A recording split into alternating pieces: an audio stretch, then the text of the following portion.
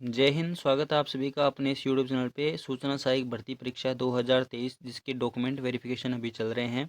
और इस document verification के अंदर बहुत सारे सवाल जो विद्यार्थियों के थे उसके रिप्लाई मैं इस वीडियो के अंदर देने की कोशिश करूँगा। उसके बाद में भी अगर आपके कोई डाउट्स रहते हैं तो वो मेरे को कमेंट कर देना, मैं आपको डायरेक्ट या फिर जो वीडियो के माध्यम से रिप्लाई देने की कोशिश करूँगा।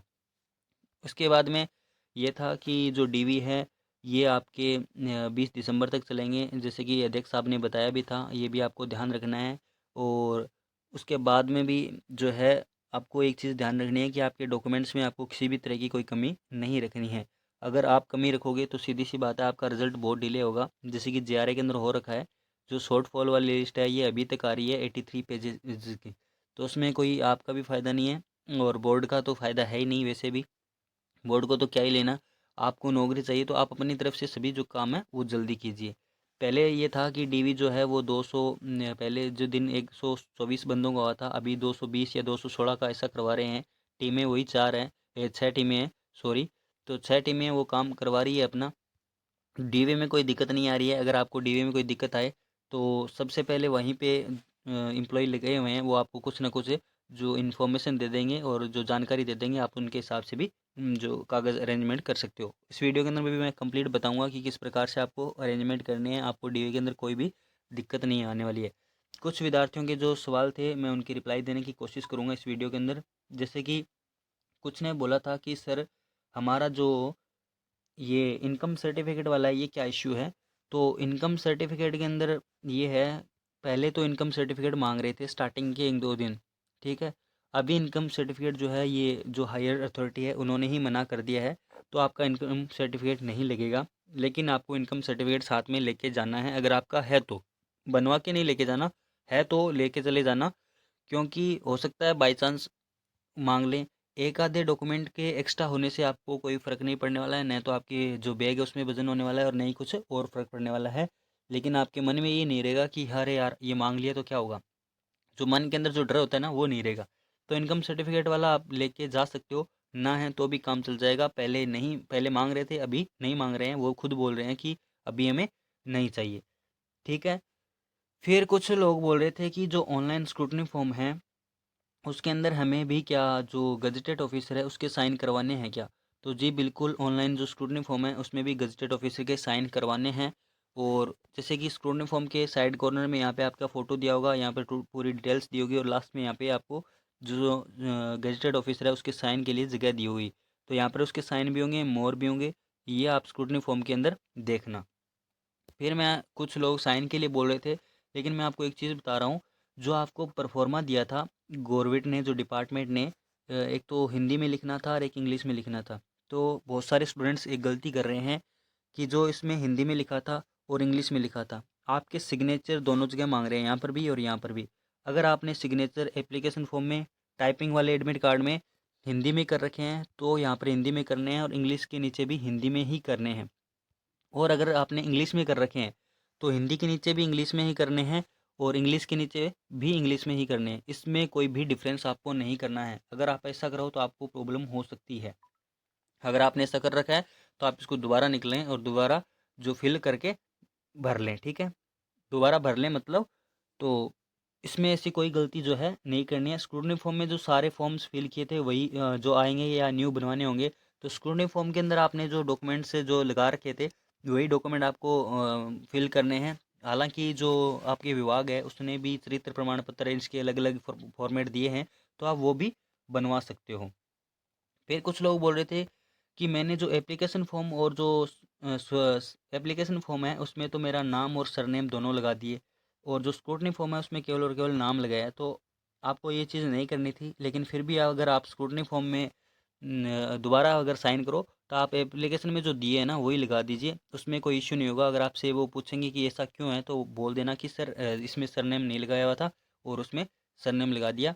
ऐसा कोई इश्यू नहीं आने वाला है। अगर आपके डॉक्यूमेंट्स में थोड़ी बहुत भी एरर कोई मिस्टेक होगी तो आपको वो बता देंगे, और कोई कमी भी रह जाती है तो वो आपको कॉल कर लेंगे। इसमें ऐसा कोई इश्यू नहीं है कि आपको एक आधे डॉक्यूमेंट में कमी होने के बाद वो डायरेक्ट ही बाहर कर देंगे, ऐसा बिल्कुल नहीं है। वो लास्ट तक पूछेंगे भाई आजा आजा आजा, आपका वेट करेंगे, ठीक है। तो लेकिन आपको ऐसा बिल्कुल नहीं करना है, मैंने स्टार्टिंग में ही बता दिया। आपको अपने डॉक्यूमेंट्स कंप्लीट लेके ही जाने हैं ताकि आपका रिजल्ट जल्दी आ सके। अगर आपके डॉक्यूमेंट में अभी कोई कमी रहेगी तो बाद में शॉर्ट फॉल की लिस्ट आती रहेगी, जो कि कभी कंप्लीट नहीं होगी। इस वजह से आपका जो वैकेंसी का फाइनल रिजल्ट है वो डिले होता ही रहेगा। तो आपको ऐसा जो काम है वो बिल्कुल भी नहीं करने। फिर कुछ बोल रहे थे कि मेरे 10th और 12th की जो मार्कशीट की फ़ोटोकॉपी चल जाएगी क्या? जी बिल्कुल नहीं, आपको ओरिजिनल डॉक्यूमेंट्स लेके जाने हैं और चेक लिस्ट के हिसाब से अरेंज करने हैं उनको। जैसे कि आपके डॉक्यूमेंट वेरिफिकेशन इस हिसाब से होंगे, सबसे पहले जो एम्प्लॉय 2 एम्प्लॉय हैं वो बाहर बैठे हैं, वो आपके डॉक्यूमेंट्स को चेक करेंगे और रिमार्क दे देंगे। रिमार्क देने के बाद में बोलेंगे कि अगर आपके डॉक्यूमेंट में कोई कमी होगी तो बोलेंगे आपको ये डॉक्यूमेंट पूरा कीजिए। अगर डॉक्यूमेंट में कमी नहीं है तो आपको बोल देंगे, आपको अनाउंस कर देंगे कि आप अंदर चले जाइए, तो आप अपनी डीवी करवा सकते हैं। अगर आपके सभी डॉक्यूमेंट सही है तो आपको मैक्सिमम 10 ही मिनट लगेंगे आपकी डीवी कंप्लीट होने में, और 10 मिनट के अंदर आपका डीवी जो है कंप्लीट हो जाएगा। सबसे पहले आपको जाते ही ये पूछेंगे कि आपको 10th की मार्कशीट दीजिए। आपसे ये नहीं पूछेंगे कि 12th की जो है कंप्लीट डॉक्यूमेंट दीजिए, बिल्कुल नहीं।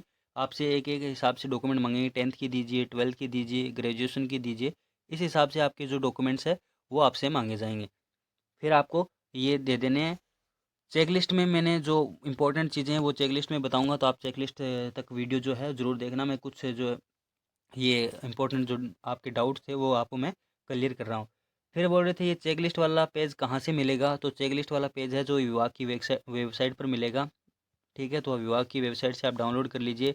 और एक मैं ये बता रहा था, आप चेक लिस्ट भी 2 भर सकते हो, उसमें कोई प्रॉब्लम नहीं है। अगर बाई चांस कोई गलती हो जाए तो वो हम वहाँ पर भी थोड़ा सा सुधार कर सकते हैं। इनकम सर्टिफिकेट वाला, इनकम सर्टिफिकेट पहले मांग रहे थे, अभी नहीं मांग रहे हैं। साथ में हो तो लेके चले जाना है। चेक लिस्ट का पॉइंट नंबर 17 हम चेक लिस्ट देखेंगे तभी क्लियर करेंगे। एडमिट कार्ड कौन सा ले जाना है? तो एडमिट कार्ड आपको पहले मैंने बोला था लास्ट वीडियो के अंदर कि एडमिट कार्ड आपको ले जाना है। तो एडमिट कार्ड अगर आप नहीं भी लेके जा रहे हो तो कोई इश्यू नहीं है, लेकिन आपको एडमिट कार्ड ले जाना चाहिए, आई होप। क्योंकि अगर बाई चांस नहीं मांग रहे हैं लेकिन मांग भी ले तो कोई इसमें इश्यू नहीं है। और एडमिट कार्ड में क्या होगा, आपके पास पड़ा होगा, नहीं पड़ा है तो निकलवा लीजिए। आपने स्क्रूटनी फॉर्म निकलवाया है, फोटोकॉपी और भी निकलवा रहे हो तो एडमिट कार्ड निकलवा लीजिए। नहीं मांग रहे लेकिन निकलवा लीजिए। फिर पूछ रहे थे कुल डोमिसिल का, मूल निवास प्रमाण पत्र का। तो मूल निवास प्रमाण पत्र का ऐसा है, अगर आपका मूल निवास प्रमाण पत्र 2012 का है, 2009 का है, तो आपको नया बनवा लेना चाहिए आई थिंक। क्योंकि डिजिटल वाला जो मूल निवास प्रमाण पत्र है वही चलेगा। जीआरए के अंदर भी बहुत सारे स्टूडेंट्स को अभी शॉर्ट फॉल के अंदर कमी दे रखी है उन्होंने। तो आपको नया जो है डोमिसिल है, जो मूल निवास प्रमाण पत्र है वो बनवाना चाहिए, जिस पे क्यूआर कोड होना चाहिए। ओल्ड वाला नहीं चलेगा। वैसे भी जहाँ तक मुझे पता है जो मूल निवास प्रमाण पत्र है उसकी वैलिडिटी वो 10 ईयर ही होती है। और 2012 का या फिर 9 का है तो आपको पता ही है, आपको ज़रूर बनवाना चाहिए। 5 या 7 दिन के अंदर आपका जो जो ये मूल निवास प्रमाण पत्र है वो आ जाता है। ठीक है, तो मूल निवास प्रमाण पत्र का भी आपका जो क्लियर हो गया। डिजिटल वाला ही चलेगा, और पुराना है तो वो साथ में ले जाना, उसमें कोई दिक्कत नहीं होगी। फिर कुछ स्टूडेंट ये बोल रहे थे कि मैंने जो ओबीसी का जो मेरा कास्ट सर्टिफिकेट है और जो 12th की मार्कशीट है उसमें नेम का इश्यू है, तो दोनों का एक एफिडेविट चल जाएगा क्या? तो मैं बोल रहा हूँ आपको दोनों का अलग अलग एफिडेविट बनवाना चाहिए। दोनों का एक एफिडेविट नहीं चलेगा, दोनों का एक ही एफिडेविट है वो बनवाना चाहिए। एक एफिडेविट, दोनों का 2 अलग अलग एफिडेविट बनवाने चाहिए, एक नहीं बनवाना चाहिए, क्योंकि दोनों मैटर ही अलग अलग हैं। ये भी आपका सिस्टम है जो क्लियर हो गया।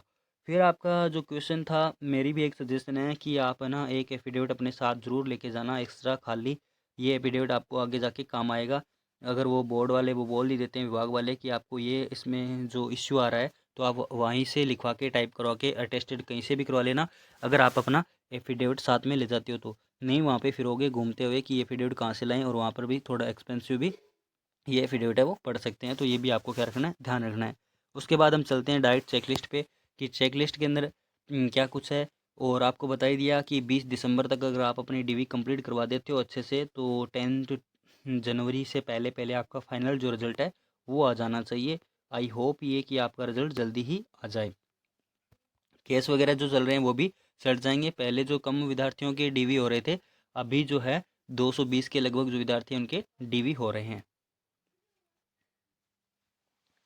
चेक लिस्ट में ये है, चेक लिस्ट आपको पता है विभाग की वेबसाइट पर मिल जाएगी। अभ्यर्थी इस समय भर कर प्रस्तुत करें, ये इसमें लिखा हुआ है। और यहाँ पर आपको लिखना है अपना नाम, जो आपका ओरिजिनल नाम है 10th की मार्कशीट में। यहाँ पर ईमेल वही जो आपकी एप्लीकेशन फॉर्म में दी हुई है। जन्म दिनांक आपकी DOV, रोल नंबर आपके जो सूचना सहायक भर्ती परीक्षा के हुए हैं, मोबाइल नंबर आपको चालू देने हैं या नहीं। एप्लीकेशन फॉर्म में मान लीजिए आपने कोई दूसरे मोबाइल नंबर दिए थे और अभी आपके जो है चालू नहीं है, तो आपको चालू मोबाइल नंबर यहाँ पर देने हैं, ताकि अगर आपको डॉक्यूमेंट्स में कोई कमी रह जाती है तो डिपार्टमेंट आपको कॉल कर सके। फिर आपका जो यहाँ पर है जेंडर देना है, फीमेल मेल, आयु वर्षों में, एज ऑन 1/1/2024 तक, वर्ष पहले, माह दिन, ये आपको जो है करना है। फिर डॉक्यूमेंट्स है जो इसी अरेंज के अंदर आपको लगाने हैं। पहले आपका स्क्रूटनी फॉर्म होगा, अगर आपके पास है तो वो। फिर जारी करने की तिथि कौन सी थी, पर संख्या, जैसे कि स्क्रूटनी फॉर्म 1 से 4 नंबर पेज तक है, तो इस प्रकार से आपको 1 से 4 लगा देने हैं यहाँ पर। फिर आपको 10th की मार्कशीट, 12th की मार्कशीट, मूल निवास प्रमाण पत्र और अन्य कोई विशेष है तो वो भी आपको लगा देने हैं।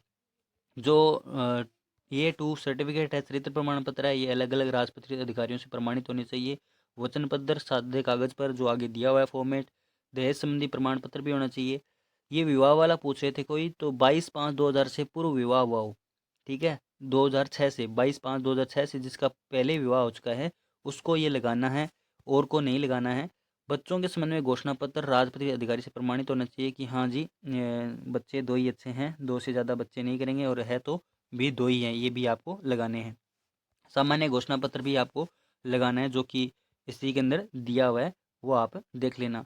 फिर पूछा है अहर्ता परीक्षा का नाम है, उत्तीर्ण तिथि, तो अहर्ता परीक्षा आपने सूचना सहायक भर्ती परीक्षा उत्तीर्ण की है और उसकी उत्तीर्ण की तिथि क्या है।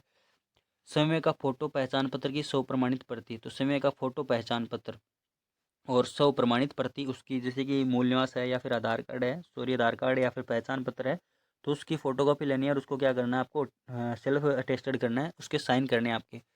यहाँ पर आपके वही हस्ताक्षर करने हैं जो आपने एप्लीकेशन फॉर्म में टाइपिंग के समय किए थे, हिंदी इंग्लिश में अलग अलग नहीं करने हैं। फिर सभी प्रपत्र इसी क्रम में संलग्न कर उनके ऊपर प्रश्न संख्या अंकित करें, जैसे कि सभी प्रपत्र है उसी रूप से आपको करना है, अरेंज करने हैं, और उनकी प्रपत्र संख्या अंकित कर दें यहाँ पर इस क्रम में। सभी प्रपत्र है वो समय प्रमाणित करें, सभी पर आपको साइन करने हैं, जैसे कि 10th की मार्कशीट की फ़ोटोकॉपी है तो उस पर आपको सिग्नेचर कर देने हैं आपके, 12th की है उस पर भी कर देने हैं। जो भी कोई आपकी डॉक्यूमेंट लगाते हो 17-18 में से जितने भी डॉक्यूमेंट आप लगाते हो, स्क्रूटनी फॉर्म तो आपका पहले से ही साइन किया हुआ है, उस पर नहीं लगाने। बाकी जो भी डॉक्यूमेंट्स है जो आप जिसके लिए एलिजिबल हो, जैसे कि बहुत सारे इसके जो मैरिज सर्टिफिकेट उसके लिए एलिजिबल नहीं होंगे, उनको अलावा आपको सभी डॉक्यूमेंट्स हैं उनको सेल्फ अटेस्टेड करने हैं। फिर कुछ EWS OBC जो सर्टिफिकेट है उसके बारे में पूछ रहे थे, तो इसमें स्पष्ट दिया हुआ है कि OBC EWS का प्रमाण पत्र नवीनतम हो, 1 वर्ष से पुराना जो है नहीं होना चाहिए, ठीक है।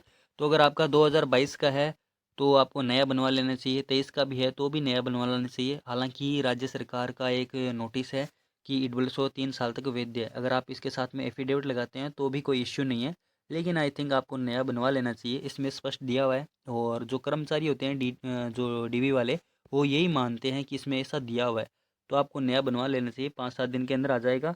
नया नहीं है तो भी कोई काम चल जाएगा। वो ये है कि फिर आपको इसके बारे में पूरी नॉलेज होनी चाहिए कि आपको टीम को दिखाना होगा कि नहीं सर, सरकार के ये आदेश दिए हुए हैं कि जो 22 वाला है वो भी 3 साल के लिए वैध है, 25-26 तक वो वैध है। तो आई होप आपके सारे डाउट्स क्लियर हो गए होंगे। जो भी कोई आपका डाउट बचता है तो वो मेरे को कमेंट कर देना, मैं कमेंट में जो है क्लियर करने की कोशिश करूँगा। Thank you so much. Video के अंदर कमेंट करना वीडियो कैसा लगा, और चैनल को सब्सक्राइब कर लेना। धन्यवाद।